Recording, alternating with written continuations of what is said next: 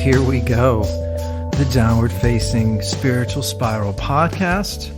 Thrilled you are here today, listening to a wonderful conversation that I had a few days ago with Sesa O'Connor. She's a yoga teacher now she's been a yoga teacher for a while, but she's currently teaching in Wilmington, North Carolina. Also teaches online for Bodhi Live. You can find her on IG at sesayoga.com.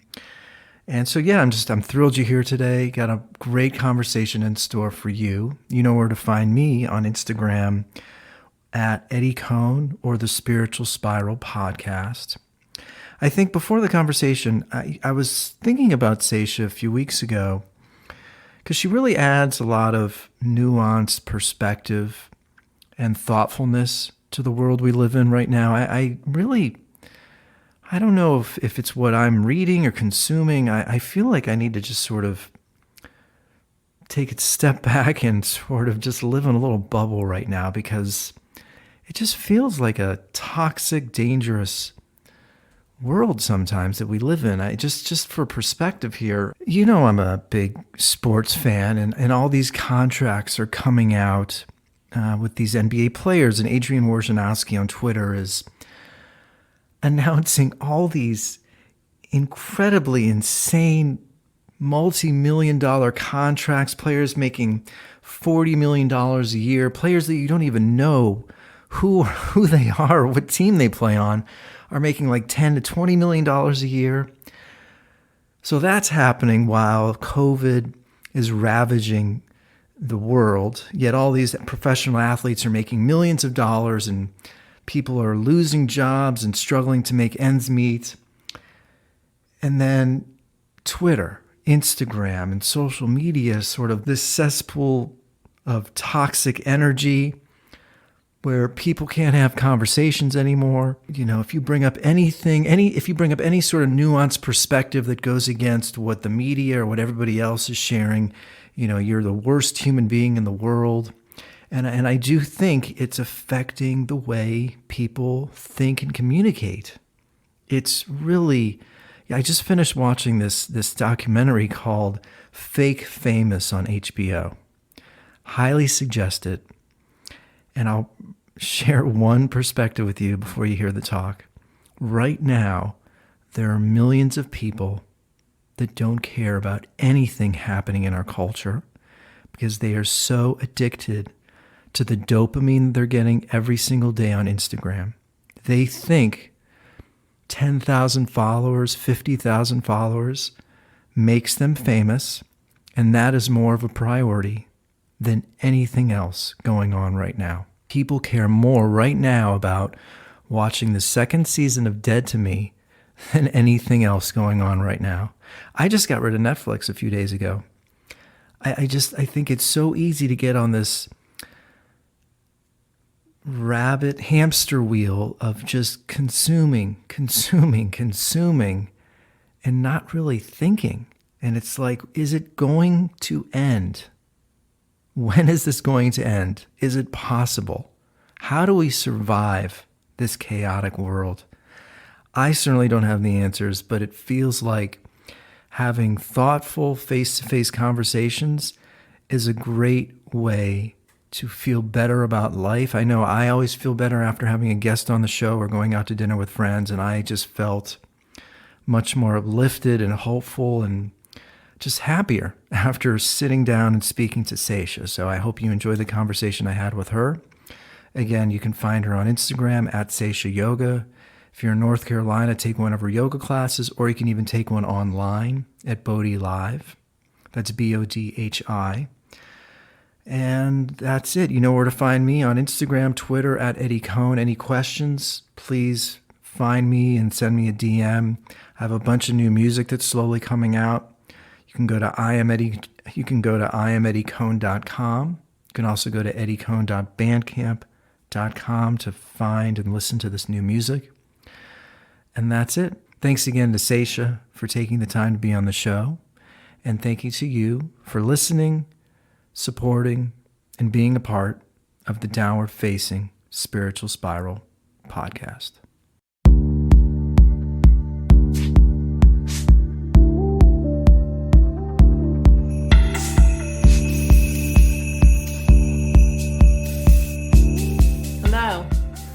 How are you? I'm good. Good. How you doing? I'm good. Good. Yeah, it was a rainy day today in Wilmington, but you know, Yeah.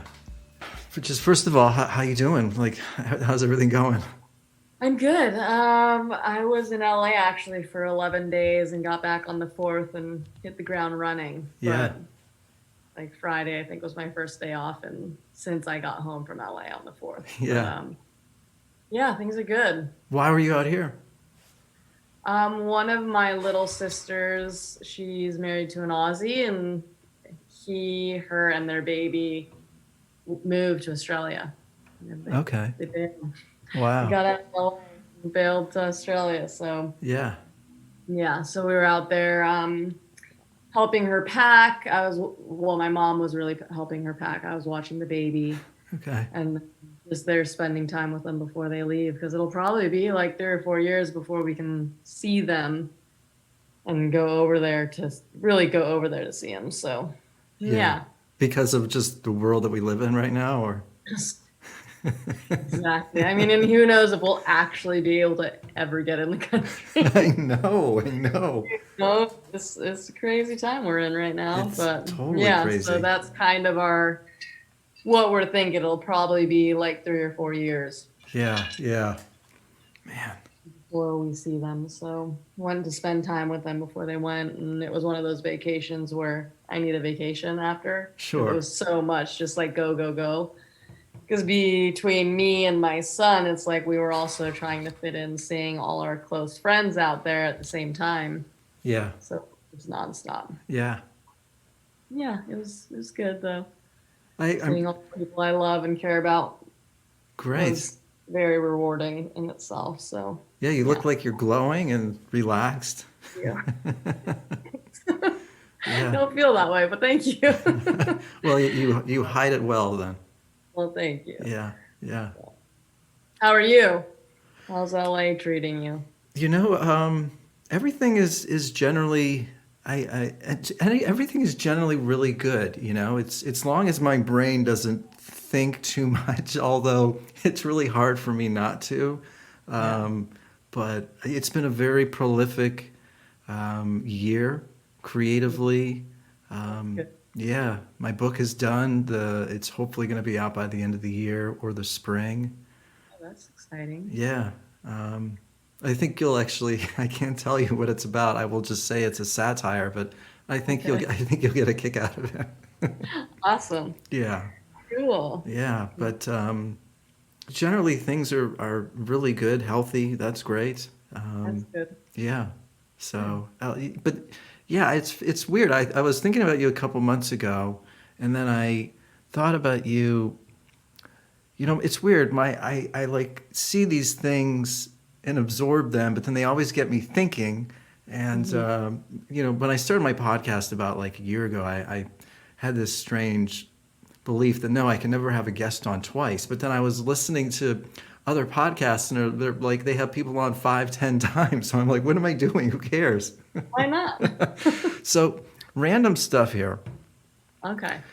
Hit me. So I I have a couple friends, women friends, that don't shave their armpits.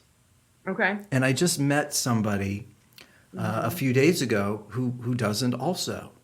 And so Okay. my girlfriend and I were talking on the way home. And we were sort of like, and I don't like to read on my podcast, but I'm going to read something to you.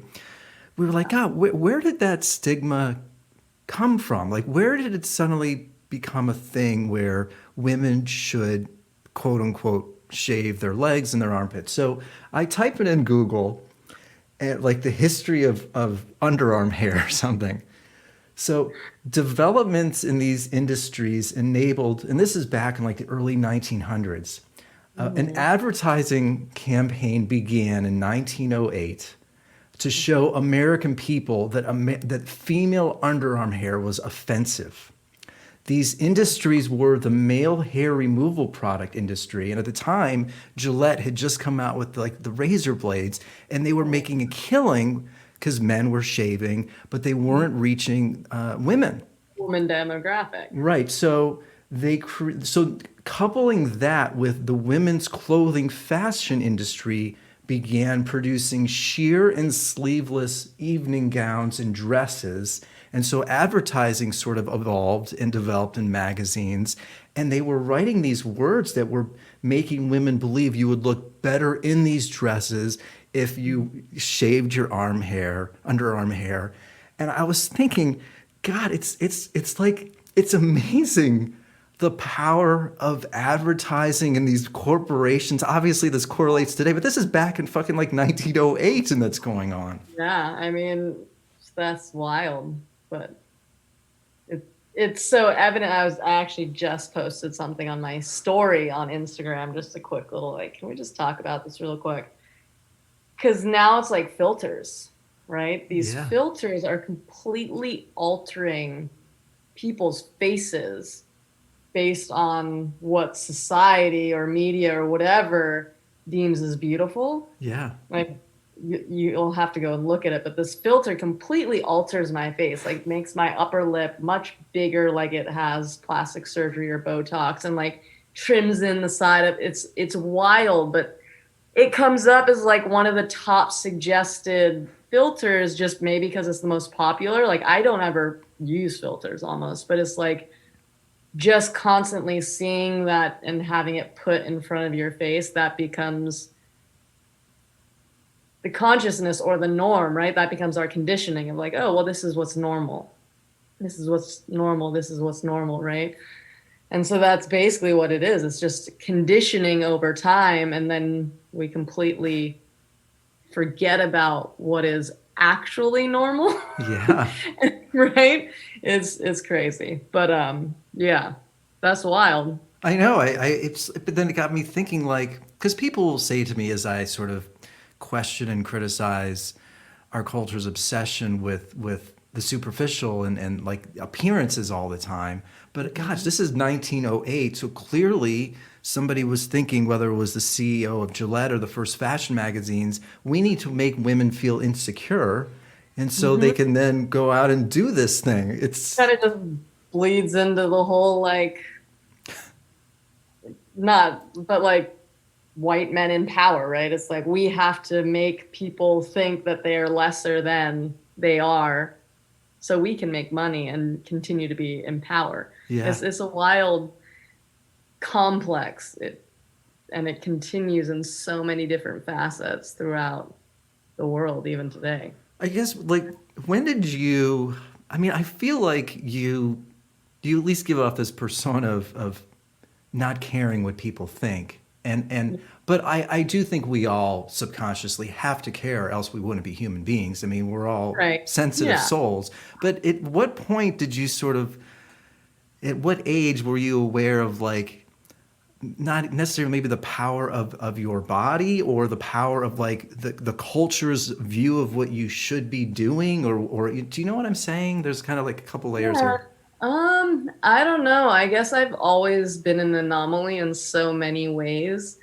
Because as like a child, I was very much a tomboy because I grew up with 8 older brothers. So like, and because I was raised in a very conscious mindset of like the body being created a certain way and everything has a function, and you know what I mean? It's like I was raised in a yogi mindset, right? Of finding non-attachment and acceptance and surrender, right? All these different things. So it's like I'm an anomaly in that sense of like growing up, it's like I was running around in bikini bottoms with no top on until I was probably 5 or 6, Yeah. not even registering that like people might be thinking that's weird or like what's wrong with these parents, like where's this little girl's parents, right? But at the same time we lived in a very different time. Like there's obviously like sexual predators, and pedophilia is on the rise so much due to the overwhelming consciousness Yeah. that our culture is building and developing, right? So I definitely think like in today's day and age, I probably wouldn't let my 6-year-old girl run around topless on the beach, right? Just Yeah. because there are those factors. And then I was a tomboy probably up until I was like 19. And then, but like wearing boys' jeans, men's t-shirts, because I surfed as well. I started surfing at 15. and so was very much just a tomboy and would wear what the surfer guys wore, but because female surfing wasn't really a thing yet at that point. Um, yeah, but I mean, even like being 16, 17, it's like I would be sitting in the community center's jacuzzi talking about the existence of the soul and the existence of God with random strangers, not caring whether or not they were like, oh, this girl's weird, Yeah, right? yeah, It's yeah, yeah, like, yeah. so I guess it's like, there's definitely moments where it's kind of like, oh, if somebody's judgment comes out, it like, it'll catch me, but then I have to sit with it of being like, well, is that like something you're really worried about, or is that your false ego that's being hurt, right? Yeah. Just like the false ego of being like, oh, I'm so great and mighty and whatever it is. And then somebody like lashing out at you and telling you otherwise. But it's like, okay, which is it? Is it like, is that really a judgment against you, or is it your false ego that's being kicked in the butt, Yeah, right? yeah. So, yeah, I don't know. I guess, I really resonate though with anybody that can retain any sort of innocence, you know. yeah, And I think, I mean, I'm not a parent, but I just think it's really. But I do think part of my issue with trying to stay off social media is I think it's really important to have a clear head, a clear mind, and sort of like be yourself. And I think if you, as a mother, I'm sure, you know, you want to try and allow your son to retain as much innocence and self decision making abilities as possible. And yeah, it's so which and it's hard in today's day and age, right? Because it's like self decision making in parenting or just as individuals is so important to really get in touch with who we are, right? It's like decision making and experiential information is so much of kind of how we get in touch with like, oh, this feels right. No, this doesn't. But then it's like with social media, YouTube, it's like there is so much that strips away their innocence so early and so easily that it's really kind of dancing this fine line. It's like my son, I allow him to play video games and he'll get on YouTube, but I definitely like, I'm kind of watching as to what he's obviously watching, right? But it's like I'm not going to allow him to get a cell phone until he's probably 16 and driving. And like yeah, I need to be able to get a hold of him, you know, just because I don't want him to have access to everything right out the gate, right? And that is one really actually nice thing about being here in Wilmington is I feel like people in LA always ask me how it is. I'm like, oh, you know, it's like time travel. It's kind of like time traveling 30 years ago, maybe, right? In the sense that even kids here, like, there's definitely kids that are like mature or maturity or what they're talking about in the dialogue they're discussing is like way beyond anything I was discussing at 12. But for the most part, my son's kids, it's like, because it is the South, there's still kind of this like layer of conservative, being like a little bit more conservative, yeah, right? And so like language and not listening to certain types of music, or you know what I mean? It's like those rules are still kind of there, which I really appreciate because I think it is very important to maintain a layer of innocence and just allow them to be kids until they're not kids anymore, yeah, right? So it's yeah, it's a funny dance. yeah. It's nonstop. Yeah, that I'm trying to maneuver, but it's like that was one of my main reasons I left LA was in fourth grade. I was dealing with so much drama within the school system that he was in. But the main thing that really like shook me was he had a fifth grader. He was in fourth grade, my son. He was in fourth grade, and he had this fifth grader who's like the older, cool kid, right? He's like, hey, Kula, you want to know something? And Kula, being fourth grade and inquisitive and curious, he's like, yeah, sure. This fifth grader who has to be what? He's maybe 10, 9, 10. Like if he was old in his class. He's like, girls are supposed to suck boys' dick. Okay. And so then Nakula comes home and we have to have this discussion and in my opinion, that's way too early to be Yeah. discussing that because you're then planting that seed and then it leaves them like, whereas for me, I didn't learn about that stuff till I was probably 16 or 17, Yeah. right? So it was just like, and that was just one of the things, but it was like a snowball effect of just all this stuff. And I was just like, how are these kids? Why? Yeah. What is happening? So that was one of my main drives is to get out of LA was for my son to try and preserve some of his innocence.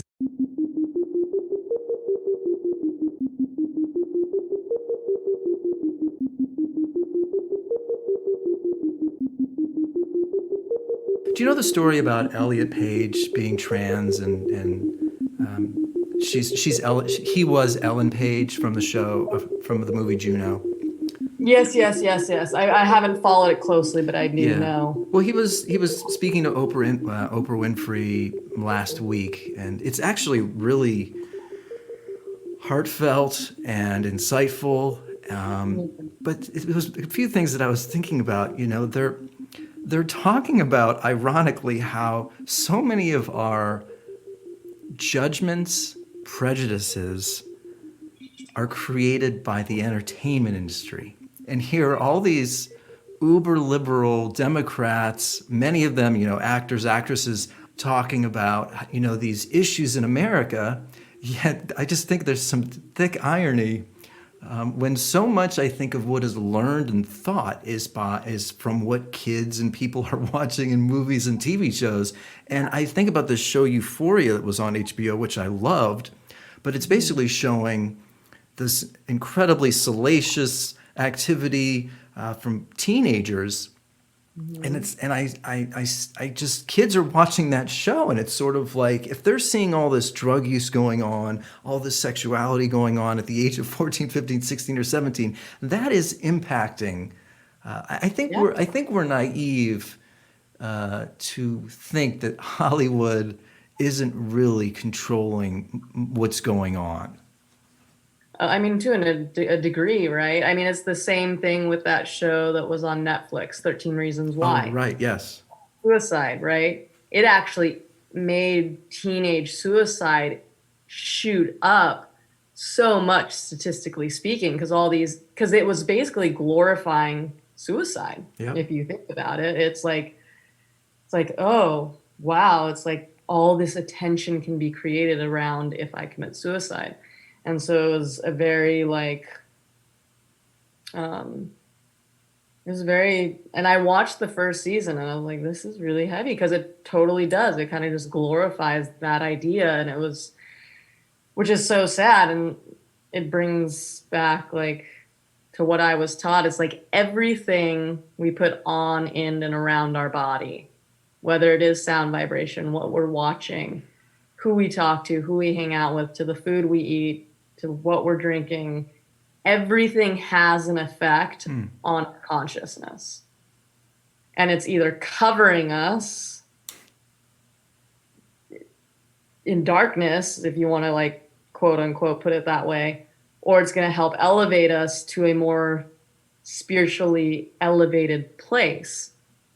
And so much of this material sound vibration and television shows and whatever it is covering the consciousness in a very dark way a Yeah. lot of the times if you see it, right? So it's like, and it is easy to kind of go down these rabbit holes of like Hollywood controlling everything, that like mind control, right? Because I feel like there's a whole conspiracy theory on how like Hollywood is behind this mind control that's trying to completely, and it's like to an extent it's like like there are a lot of conspiracy theories that are like really extreme, but there's always a sliver of truth, I think, behind everything, right?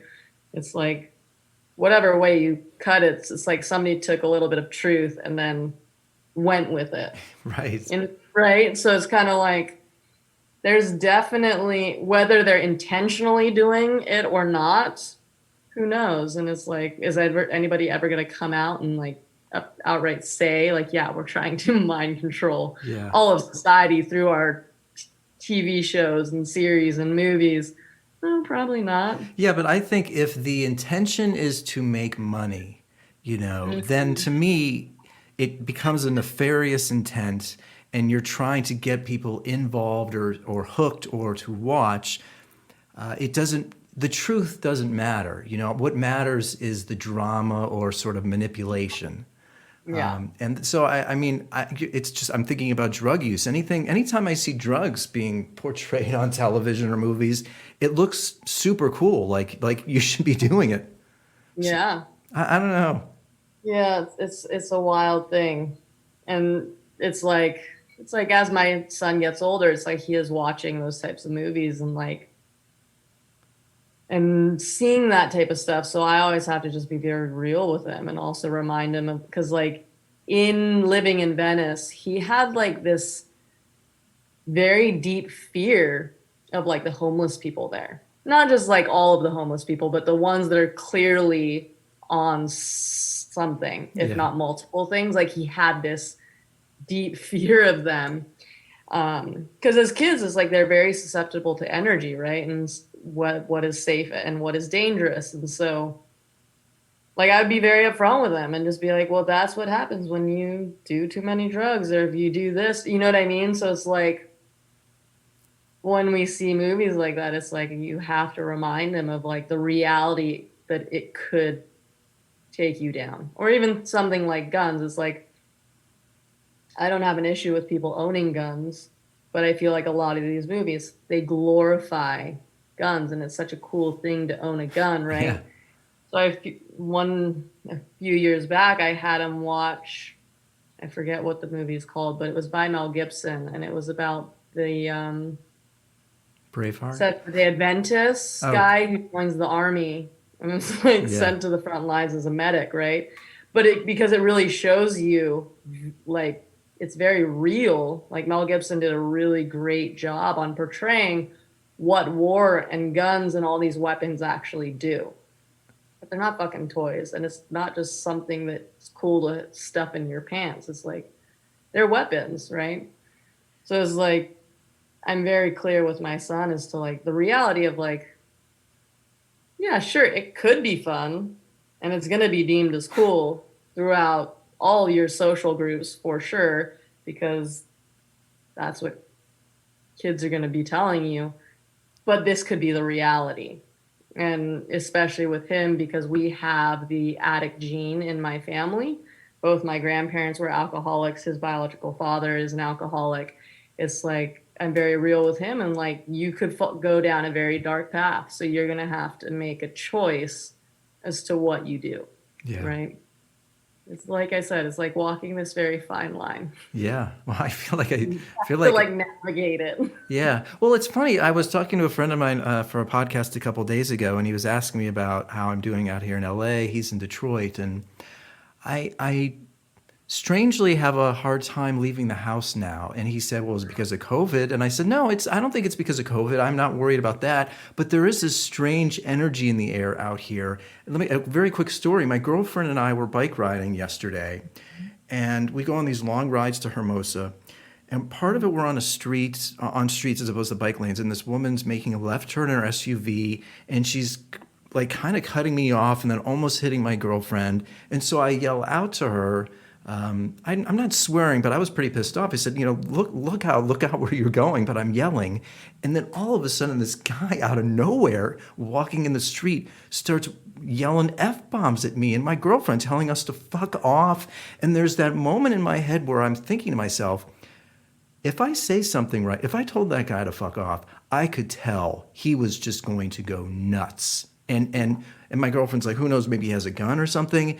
And I feel that right now, and like I feel like anything. And so this is the thing that pisses me off so much about COVID and the restrictions and everything. It's like they think they're doing the right thing potentially.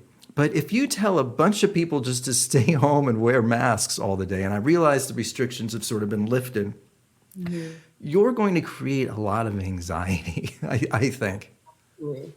Well, absolutely. I mean, well, this whole thing, it's like statistically, like depression, stress, suicide, anxiety, all those things have gone through the roof, Yeah. like astronomically, um, during the course of shutdown. Because it's like, you have to understand, it's like people are now stressing out about finances, losing their home. So many people lost jobs, um, really stressing out about their livelihood. And then you have to add the fear factor of this virus could kill you, right? And so people go into this fight or flight mode, which is a natural instinctual thing that happens to humans because we are part of the animal kingdom, right? We will be put in fight or flight mode. And I feel like that is why you saw so many ridiculous things, like people fighting over toilet paper, or people getting in your face if you're not wearing a mask. Like, they will literally get in your face, and you're like, hey, we were 6 feet apart, Right. but now you're in my face, and now I need a mask because you're now in my face, you know? So it's like, it's it's a crazy time we live in. Is it, But how was it compared? Like when you were in LA, did you sense a difference then as opposed to like, what did absolutely. you, In North Carolina, we shut down from March to September. Like, okay. everything was shut down, of 2020. And the governor, like, beaches were closed March to about June, and then and masks were mandated. But again, because it is the South, and it's definitely even. This is the first year that I think North Carolina was blue as opposed to Republican. Hmm. Um,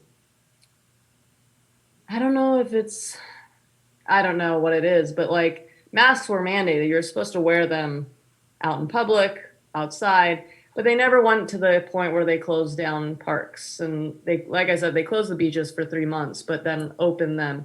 And it was supposed to be respect the 6 feet apart thing, wear masks. But I mean, because I was walking my dog and taking my son out, there were people who would wear masks out in nature parks, and I was not, because it's like, I'm outside in the sun breathing fresh air, which is Right. one of the best things you can be doing in this whole course of everything. And it's like, if people were walking by and were wearing masks, I would create that 6 foot distance to be respectful of them, right? But Sure. it's like, in my head, it doesn't make sense to be wearing a mask outdoors when you're not around anybody else, um, and you're outside with fresh air and trees all around you, or the ocean, right? It's like, it just didn't make sense. But that was kind of the majority of people within North Carolina, especially here in Wilmington. I definitely think more people were kind of that mindset of like, I'm outside, I'm on the beach, I'm walking in a nature preserve. I don't need a mask because I'm by myself, or I'm with the person I live with, right? So it was kind of like, that was very nice, because I was in back in LA back in September too, which I know was kind of a lull for COVID in California. Right. But there was definitely a very intense energy. Um, like, it just felt very heavy, and people were on edge, Yeah. right? And it's like, and I really feel like, because of the shutdown, and like, so many people did have to stay inside for so long, and especially in LA, they took away everything that had to do with mental health, Hmm. from breathing fresh air to exercise or any form of body movement. I mean, I am, one of my best friends out there is a therapist, and she had to shut down her offices. And it's like, they literally took away everything to help people with their mental health, through one of the times that mental health help was probably more needed than ever before. Yeah. Right? And so, and I feel like people are still very much in that state of needing mental health help. Well, this is why I get so, I know I can sound conspiratorial and I don't even care, but I think this thing exists. But when you have a media doing nothing but talking about one thing over and over again, and saying the only thing you can do is stay home or now get a vaccine, when they're only talking about those two things and they're not talking about anything else. Yeah, I think it creates chaos. I think it absolutely. creates not intelligent dialogue about immune systems and being Well, healthy. not at all, because it becomes all about, well, most people are just listening to what they hear on the news, right? Because there are so many doctors who have come out kind of speaking against how they're going about this. And then they get demonized, right? I was actually talking with a friend the other day and just kind of like jokingly, but not kind of saying like this is going to be, I feel like what we're going to find ourselves in is kind of like a new age witch hunt where people who are talking about actual health and immunity and natural forms of medicine, plant medicines, and just taking care of your body and your immune system and eating healthy, they are going to become the witches. And we have big pharma who's going to try and completely annihilate them, strip them of their doctor's licensing, and completely demonize them because they're going against what big pharma wants to push out to the world.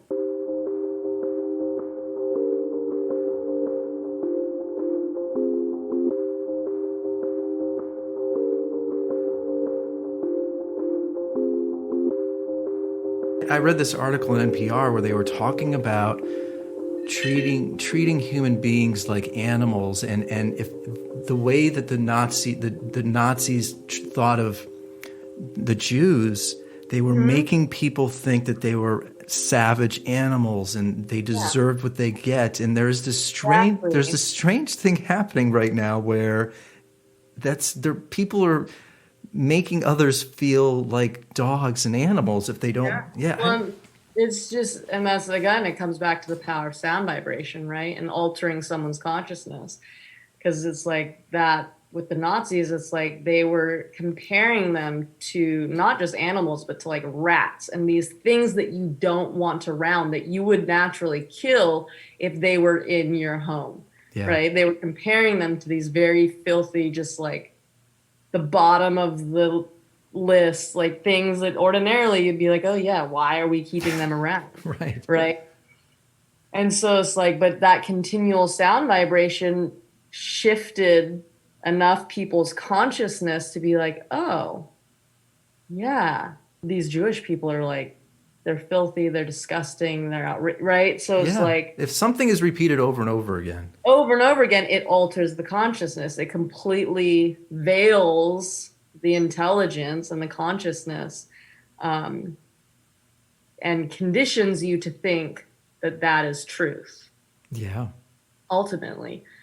And so it's like it really is scary to think that that is happening, and it is on so many degrees and levels, right? It's like there are people who are so pro-vax that if you are saying you're not going to get the vaccine or you don't trust it, but you give logical reasons as to why, whether it's the ingredients of the vaccine or the fact that this is the trial run, this is part of a science, like a study really to see if this thing works or not.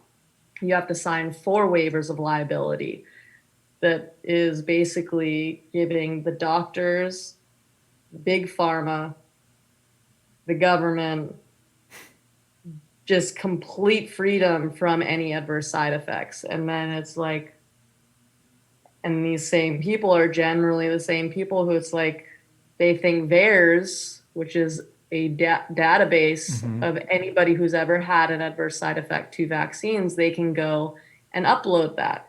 And that actually is uploaded onto the CDC as well, right? It's they're like, but they're completely like alienating or like demonizing these people who are uploading their adverse side effects to these vaccines. And in my head, I'm completely like dumbfounded. And I'm just kind of like, well, you can't do that because these are the trial runs. You've been told that. You know that. You didn't have adverse side effects, and that's great for you. But it's like we can't just completely erase or annihilate these people who are coming forth and saying, this happened to me because of the vaccine. I've seen so many people who are like so far on either edge of it that it's just like it creates so much division, really, and you can't sit and have like a cordial conversation about like, well, why I'm not getting vaccinated. You can't sit and have a cordial conversation Right. because there's so much. You become this evil, heartless person who doesn't care about anybody but yourself, right? Well, the media That's what media is right, pushing. exactly. The media has pushed that. Yeah, the media pushes that, and it's really sad. And it's like, and as like a single mom, it's like if I were to get the shot and have an adverse side effect, because I've seen so many where they get, I forget what it's called, but their body just is completely trembling all the time. It's like, I can't take that risk. I have a child who's depending on me, and my mom is now 72. Her body is getting older. And it's like, she lives here with me in Wilmington, and it's like, I'm the only family she has here. So it's like, if I go into this and get this shot and then have this adverse side effect, I have two people that are definitely one person who's depending on me and my mom as she gets older. That's why I have her here, is that I can take care of her, right? Sure. Then their job becomes taking care of someone who had before was completely healthy and capable of taking care of them, right? And that's not a risk I'm willing to take. So it's like COVID is just one thing, one variable in an equation that is making people sick and dying.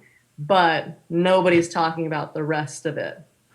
I think our culture has developed so many bad habits health wise. And it's like at any point, the media or the CDC could have focused on something that has been causing serious illness over the last 5, 10 years. And again, Absolutely. this is just, I'm not trying to be insensitive, but when No, I go, neither am I, and that's the thing, because it's like I'm not saying COVID isn't real. I'm not saying people are not getting sick. I'm not saying people are dying. Absolutely, 100% that is happening, and I understand the scare of COVID when you consider that 87% of our country is considered metabolically unhealthy. That means that 87% of our country is at high risk of getting COVID and potentially having like a really hard time with it, right? But that is because of things like diabetes and obesity and high blood pressure and heart disease and all these other ailments that have to do with health and what we're eating and what we're putting in our body on a regular day-to-day basis. And that's not being talked about. Instead, we have McDonald's offering free vaccines at locations. And if you come in and get a vaccine, you get a free meal. I can't, are you serious? No, that literally, Oh I my came God. across an article when I was actually in California. It said that like 72 locations within California, McDonald's was offering that, like free vaccines at the restaurant, quote Yeah. unquote. And if you come in and get a vaccine, you also get a coupon for a free meal. And I was just That's insane. like instead of mandating vaccines, maybe we should outlaw McDonald's and Yeah. all these drive and take off 50% of what's on grocery food store shelves and actually really educate people on getting their body to a state where it is healthy. And if they do come in contact with the virus, they will be less likely to get super sick and potentially dying from it, Yeah. right? That's what we should be talking about. But over the course of this last year and almost a half now, that's never been discussed. And if people are talking about it, they're conspiracy theorists or they're insensitive, and it's just really disheartening because that's what needs to be talked about. Well, and I It's and I think all of what's going on is it's actually making us more divided. I really feel for like the younger generations, like the kids, or even my sister who just moved to Australia. Her baby's only 1.5, but she had her back in September of 2019. Then shutdown happened in March. I remember last year in 2020, they came out to visit in July, and my niece, who was 6 months at that time, she had started making this face. She would do this like buggy eye thing, and the rest of her face would kind of like almost look like it was getting sucked into a vacuum. Right. But she'd do these big eyes, and my sister, like, we would laugh about it, but my sister was like, she's like, yeah, I don't, she just started doing it. I don't know why. I was like, Darshan, I honestly think it's because she's seen people from here. Like, that is the only form of expression she knows, and people are probably coming up like, hi, Bodhi. And so that's what she thinks of. Yeah. But she doesn't know what's happening under the mask, right? So she's not going to be able to read facial expressions, or you know what I mean? So it's, yeah, but even like things like my sister was saying during shutdown after they opened the parks in LA, she would take Bodhi to the park, and it's not only what the media is saying, but what these children's parents are submitting them to, right? Because it's like she was at the park, and Bodhi, who's 1 at this point, goes up to go play with another kid. And whether it was the nanny or the parent, I don't know. She didn't know, but the woman who was watching this other kid, she comes up and is like, oh, no, no, no. Don't play with her. Don't share your toys. Don't, like, it's crazy. It's literally turning people into these like germophobic, self-centered, like, don't interact with other people, don't share your things, don't share your water, don't, like, keep everything to yourself. Yeah.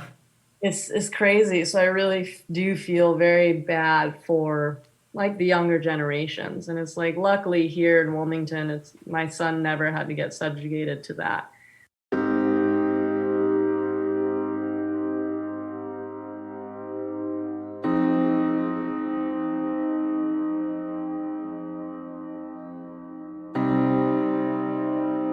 I was watching, like, back to the Ellen Page Oprah talk. I'm sorry, not Elliot. Elliot Page.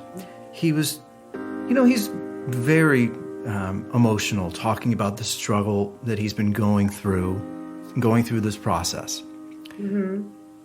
But then he said something about, like, look, I know it can sound very privileged. Here he is, a multimillionaire, talking about his problems. Right. So this kind of relates to like BLM, and then I forgot about what it was called when there was the Asian movement. What was it called? Stop Asian Hate. Stop Asian Hate. Yeah. I feel like when you get into comparing people's problems, that's problematic. Absolutely. Like I have my own set of problems, and sometimes they're terrible, and sometimes they're, I sound privileged and ridiculous about complaining about them. But I start thinking about Asian people that I know have had lots of racism and hatred pointed towards them, and they tell me the stories. And so, like, during that time, they were telling me, well, what about the racism that I've been experiencing? And of course, then Stop Asian Hate came out. But I think when we get into people talking about problems, it feels like I can almost see why resentment can sort of start, because we all have our set of problems, and I don't know what it's like to experience your problems, and I'm never going to, because I'm not you. Exactly. Because within like my yin and yang classes, because one thing that comes up a lot for people is trauma and emotional triggers and responses will just come up because you're working within the energetic body, within yin and yang yoga. But really in all forms of yoga, right? Like I've seen this meme where it's like pigeon pose should come up with a warning label of like caution might create unexpected crying or whatever it is. I saw like a little meme back in the day, but it's like, in Chinese medicine, we're only working with 12 of over 72,000 meridian lines or naughty lines. But the energetic body is part of the emotional body in the sense that it is the receptor of experiences we go through or traumas and the emotions that are tied to those experiences.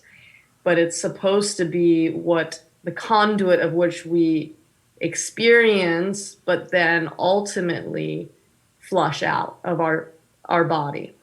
And that it only becomes a problem when we hold on to these experiences and these emotions, right? It's like, because in Taoism, there's no such thing as a positive or negative emotion, right? Like anger, which within our society and our culture would be labeled negative, where something like patience would be a positive attribute, right? In Taoism, there's no such thing as positive or negative emotions. They're just emotions. We're bound to experience them, right? Everybody has to experience pain. Everybody will experience love. Everybody will experience hate, and everybody will experience kindness at some point in their life, right? So it's not that it's a negative or a positive.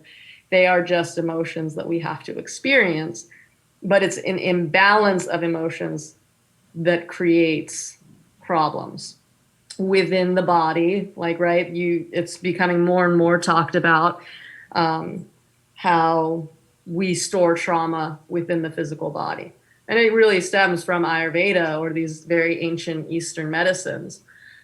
But in like Taoism, like I said, when it comes to traumas, to try and say someone's trauma is more extreme than another person's trauma, you can't say that, because it's like what people are experiencing and how they're experiencing it. That's how they're experiencing it. And what are you to say that it's worse because you're not experiencing it, right? Yeah. And it's like, and obviously it's very easy to build resentment against hearing that, when it's like, as far as like the Black communities goes, like they've experienced so much heavy trauma that fucking lynching and people being killed is definitely worse, right? Yes. Than I was in a car crash once, or you know what I mean? Or Yeah. like my story as a single mom, it's like I had the biological father choose from day one, not only to not be a part of it, but was pushing for abortion for 6 months in my pregnancy. That's a traumatic experience. And it's like, but to try and compare the two, they're different. And it's like, and they have a different effect, right? It's like, because the Black community is like, this is a generational trauma. Whereas like for me, my worry and for Nakula is that he was in my womb while I was having to go through that emotional trauma of having his biological father dump me because I was keeping his child and pushing for an abortion 6 months into my pregnancy, so because that trauma is transferred to a baby in the womb. So it's like I guess in the perspective of,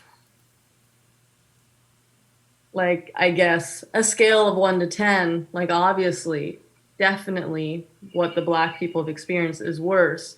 But I saw a lot of videos like, Yeah, but emotionally, I'm sure what you were.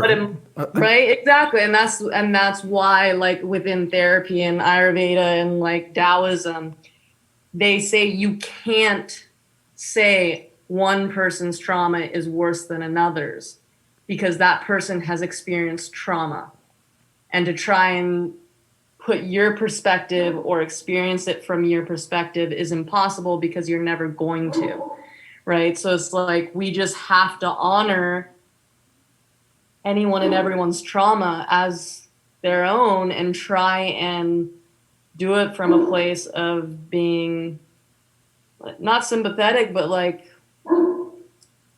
empathetic. Yeah. Just, it's like that is easier said than done, right? But that is the practice of just trying to be a little bit more empathetic, of like putting yourself in someone else's shoes rather than trying to see it from your perspective or Can empathy, I guess my last point, and I'll let you go. I guess it's weird. I struggle with this. Sometimes I feel like there's these forces in the world, like, you think about equality, immune systems.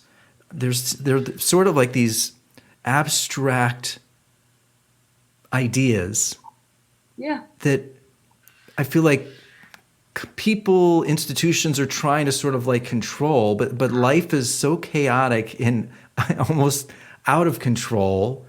Yeah. I don't know. I like. Do you feel like life is just sort of like this strange rhythm of chaos and control, and we really, it's like Fauci and the world wants to try to make you think that they have your best interests. They're in control. Everything's going to be okay. Yeah. But is it ever really? It's Well, but that's the thing. It's like, so within yoga or the Vedas, it's like, and you learned about this in teacher training, but the yugas or the ages of the universe, right? The yeah, seasons the universe goes through. There's that argument that we're entering a golden era, right? Like, there's so many people out there that are arguing that we're in a golden era or about to. Um, Whereas in the Vedas, it very clearly describes how we're in what is called Kali Yuga. And Kali Yuga is the age of coral chaos and confusion. And if you look at the climate of the world we're living in, you'd be like, yeah, that is blatantly apparent. Um, and so, with that understanding, it's like, I don't just say, oh, well, fuck it. Not going to try and make the world a better place. It's like I'm still trying to raise people's awareness yeah. and prepare or try and like raise people's consciousness. If a golden age is on the other side, we have to raise our consciousness and our vibrations and actually talk about deep spiritual matters like the existence of the soul and karma and reincarnation and the existence of God. We have to be able to talk about that type of stuff, or else it's always going to be the argument of black versus white, Asian, Latino, Jewish, Hindu, right? Because those are all bodily identifications, anyways. And so, unless we can actually start raising our consciousness to transcend these temporary material labels, there's always going to be division and confusion and chaos and right versus wrong, right? And it's like, so unless we can get on the same page of like actually operating from a spiritually based plane, it's always going to be a shit show, right? Yeah. So, unfortunately, that is the reality of it. And it's like, I just and it's only when you can actually start seeing yourself as a soul and then understanding things like karma and reincarnation that it's like you actually can come into that place of surrender, acceptance that it's like all these things do happen for a reason. Yeah, I mean, at the end of the day, I really think unless you can eradicate everything you know as yourself, right? And that's ultimately the scariest part of like self-realization or coming to this understanding that you're a spiritual being is the eradication of everything you think you know as who you are. Getting rid of all the labels that you've attached to the body. And for everybody, that's a very fucking scary thing, right? Because you're erasing who you think you are. You have to let that persona go and come to this like blank slate and do it all over again. yeah. But on a very deep and subtle level, right? Where it's much easier to glom on to, oh, well, I have brown skin. I'm half Japanese. It's much easier to do that because it's like, it's the concrete. It's what we see. It's what we feel. It's what we can touch with these hands and these eyes. It's so interesting. But I think about that. Last little thing, and I'll let you go. I think it is easy to talk about, like, the superficial and skin color. To me, it's difficult to create empathy and curiosity. I mean, to me, that's what, I don't know if those can even be taught, but when you look at somebody, you need to think about curious and empathy as opposed to what's their skin color. I mean, to me, that's yeah, just sort of like the easy way out. absolutely. Well, and that's the thing. It's like I wrote a post for Asian hate, because it was funny. It's like I had quite a few people reach out to me, whether it was DM or whatever it was, checking in after that nail salon had a shooting and eight Asian people died or something. But not people I know well. And I think it's more the politically correct way of showing someone you care about them, right? Because I'm half Asian, so people were reaching out and asking how I was doing through it, and so I wrote that post about it as to like how this is a sickness that runs much deeper than, well, I'm Asian, you're Black, you're white. It's a sickness of the consciousness, like I said, of our awareness of like thinking that we are these bodies. It's a sickness. And that can only be healed through spiritual dialogue. Yeah. And really coming to understand that you're the soul. Because like all my closest friends, I didn't hear from them because they know that it's like I don't identify as like, oh, well, I'm a Japanese woman. You know, it's like I really do see myself as the soul, as a soul, this spiritual being. And within that body of Eddie, there's a spiritual being. And within my dog's body, there's a spiritual being. And within all these 15 plants I have in my room, there's spiritual beings in there. And we all come from the same place. We come from the same source. We're all brothers and sisters on that level of spirit. And so I try to treat all living entities with the same love and respect that I would show my son or my sister or my brother or my mother, right? It's like, regardless of the body they're in, because the body's temporary. The dog lives maybe 14 years. And so, yeah, just like COVID-19, we can't just attack the virus. We have to talk about immunity and health, right? Because it's like, as long as we're working within the material realm, I don't think equality is something we'll ever actually see if we're identifying as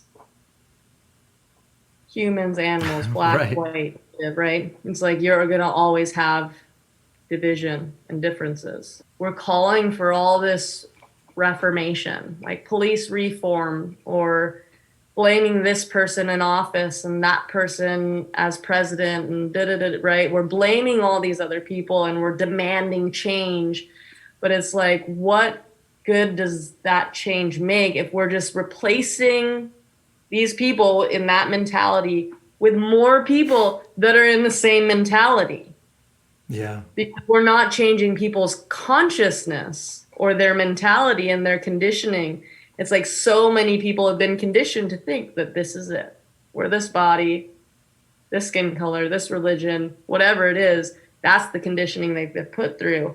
And so it's not going to get better if we're just replacing this group of people with another group of people that are in the same conditioning or the same thought process. Before I say bye, where are you, like, what's your yoga schedule now? Where are you teaching?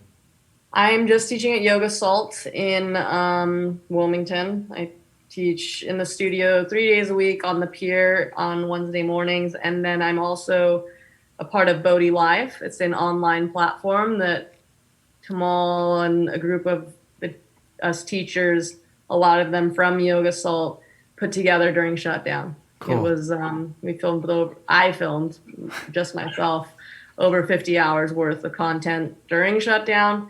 This last week, that was part of the thing.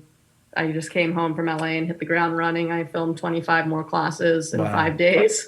So Bodhi Live, it's now up and launched. It's like a membership platform, but it's only, I think it's $100 for the year. Oh, wow. Yeah, so it's like $7.99 a month or something if you sign up for the year. Yeah, but that's about it. I'm teaching in the studio, my private clients, and then Bodhi is taking a lot of my attention and energy, but hopefully for the better. Yeah. Because it's like an online platform is something that so many of my students, once I moved from Orange County to LA, they asked if I was going to do it. And then from LA to North Carolina, they asked if I was going to do it. Sure. Shut down kind of forced me to do it. Yeah. But I also think because of shutdown and with things opening now, people are kind of like, I don't want to fucking look at another computer screen for like 5 years. Yeah. I'm going to studio. But I mean, I have so many students in LA and Yeah. in California in general that I'm sure are very grateful for the fact that I'm doing it. So those are the only two Cool. places I'm at right now. Yeah, Yoga Salt and Bodhi Live. Nice. Yeah.